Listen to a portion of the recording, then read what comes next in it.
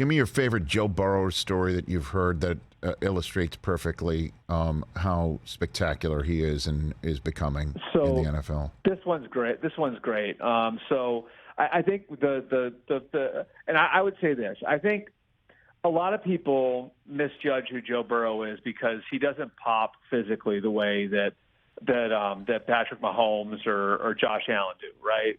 I think it's fair to say that. And the reason I think the right comparison for him is Brady is because Brady suffered from that 15 years ago. Like, I think there were a lot of people who didn't realize how great Brady was, going back 04, 05, 06, because he didn't pop physically the same way. Well, the one thing those two guys have in common is how they have this talent for diagnosing everything and being able to see everything on the field at once, right?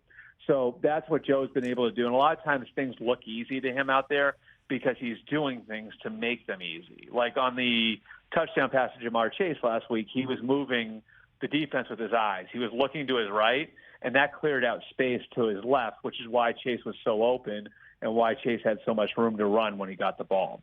Well, I asked his dad about this, and I did a big story on it with Joe and with Brian Callahan and with Zach Taylor over the summer.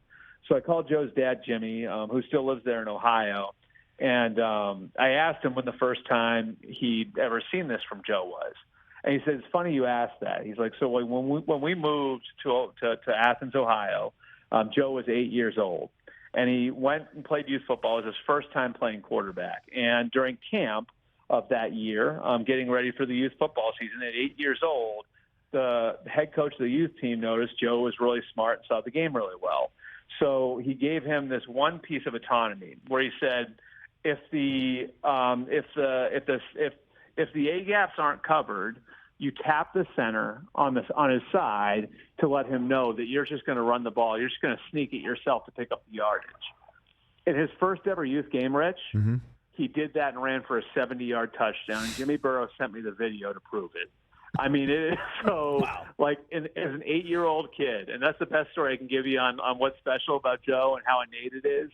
At 8 years old, his first game of organized football, his first game playing quarterback, he called an audible that resulted in a 70-yard touchdown. I think it's very much the same guy you're seeing now, obviously with a lot of hard work to get there in between. I mean, he's amazing. I mean, he is just been overlooked in so many different ways until what we saw in LSU, and even then, there was a conversation about Tua and Herbert, and but then that went by the wayside prior to the draft, right? The Dolphins tried to trade up for Burrow, and the Bengals told everyone to pound sand, right? Like that's generally it with that story. Yeah, and I think the Dolphins, the owner, actually, in fact, I think was the one who was really kind of like, hey, like this is kid special, and they had him in, and like we should do everything we can to go get the kid. And Chris Breer tried. You know what I mean? Like they called the Bengals, and they tried. And I mean, like I've talked to Zach a few times about this. Like they told everybody who called them to get lost. You know what I mean? Like so they obviously saw something because if you're looking at it and you're Cincinnati in that situation, you could have a bevy of picks to have Miami come up and get him, and you can still wind up with Justin Herbert or Tua, right?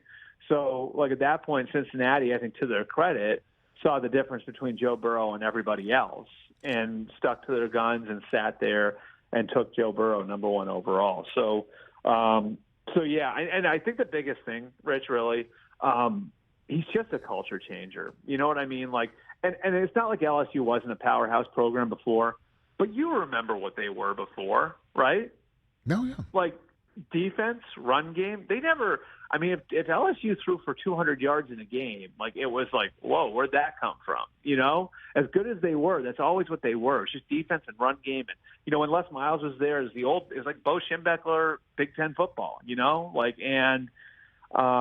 Joe gets in there, and his first year they're okay, and then his second year he throws 60 touchdown passes. It's like, crazy. Where did that come from? Well, it's also crazy too. He's got Justin Jefferson and Jamar Chase, right? Just to name right, and that two. helps. Oh my goodness gracious! I mean, just the embarrassment of riches. I've said this before, Rich. Don't you think we're all going to look back and I think we're going to look back in like 15 years, and like our kids are going to ask us like, Wait a second. Who was on the same college team? Well, I mean, it's You know two what of I the mean? 5 current MVP finalists, right? Burrow Right. and Jefferson, and then there's Chase, who's, you know, tremendous, and the Bengals have nothing but road in front of them. I mean, it's unreal, really, what's happening. yeah, I mean, even like you look at like that team overall. Like Edwards-Helaire was on that team. Yeah, right. Grant Delpit, like the God, what's the Patrick Queen. You know, like that team was Loaded. You know. Catch the Rich Eisen Show every single day on the Roku channel, 12 to 3 Eastern, for free.